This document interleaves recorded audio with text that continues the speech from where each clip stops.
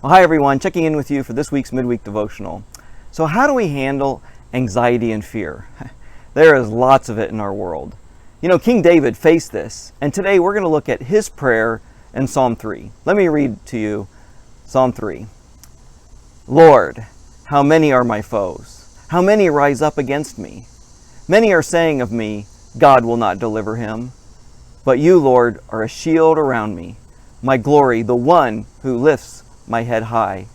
I call out to the Lord, and he answers me from his holy mountain. I lie down and sleep. I wake again because the Lord sustains me. I will not fear though tens of thousands assail me on every side. Arise, Lord, deliver me, my God. Strike all my enemies on the jaw. Break the teeth of the wicked. From the Lord comes deliverance. May your blessings be on your people. You know, the Psalms can express emotions in ways that seem too much for us. Some of the things written in the Psalms cause modern people to squirm a little. Didn't verse 7 make you a little uncomfortable? Strike all my enemies on the jaw, break the teeth of the wicked. You know, today, wouldn't someone say to David, now David, you shouldn't be angry. We need to love our enemies, right? But the Psalms are too honest for that. The Psalms show us raw, unfiltered emotions. You know you shouldn't be angry or afraid, but that is how you really feel. David is being brutally honest with God about how he really feels. You know, too often we filter our emotions, which, by the way, it can be a good thing in certain circumstances. You do not want to blow up in anger towards your boss or your kids or your spouse. But with God, we do not have to hide. We can tell God what we are truly feeling.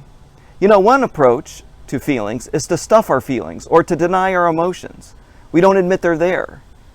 Another approach is to vent our emotions or to be controlled by our emotions. But the Psalms give us another approach. We can pray our emotions. We can share them with God. We can process them before God. We see a deep, strong emotion in the Psalm, which is fear.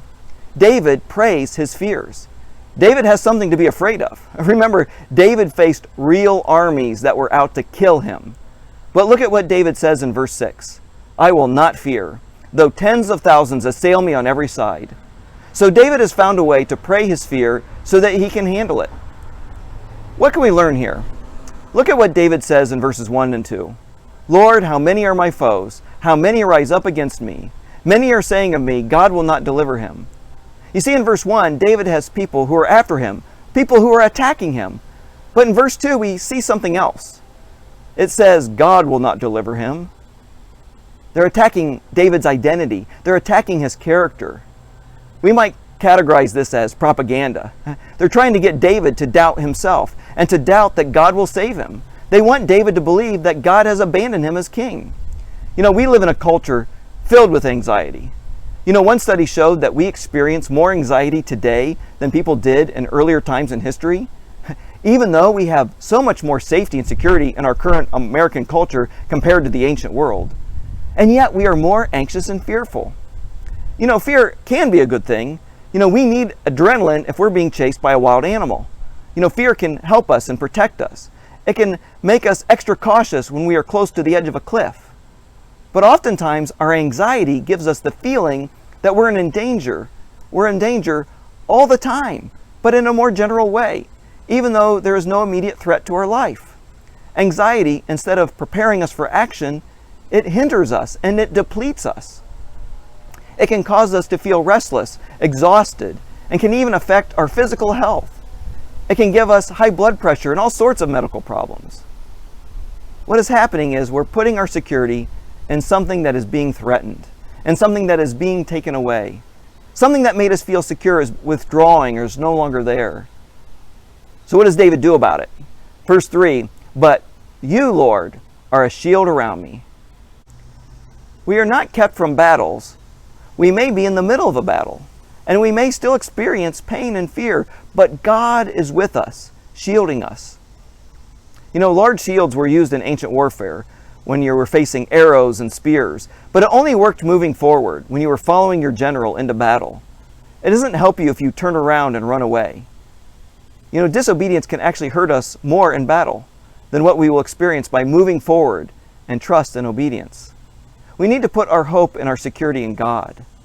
We have to relocate our hope, relocate our security, relocate our identity so that it's in the hands of God, our Savior. David could have put his hope, security, and identity in something else. David could have gotten his identity from being a king, or being a good father, or being a good moral person, except he'd already blown it. As his son Absalom overthrew him from his palace, along with his moral failings of adultery and murder, David couldn't put his identity in those things anymore. No, David must relocate his hope, his security, and his identity in God. In times of fear, we need to put our hope, our security, and our identity in Jesus. It's easier said than done. It's not like flipping a switch. We need to hunger and pray and keep reminding ourselves of the gospel to get this truth to sink into the depth of our soul. For God's grace to grab a hold of us, for us to realize that He's got us. And to know, as David says in verse 8, for from the Lord comes deliverance. Whatever you're facing today, we must remember that the Lord will deliver us.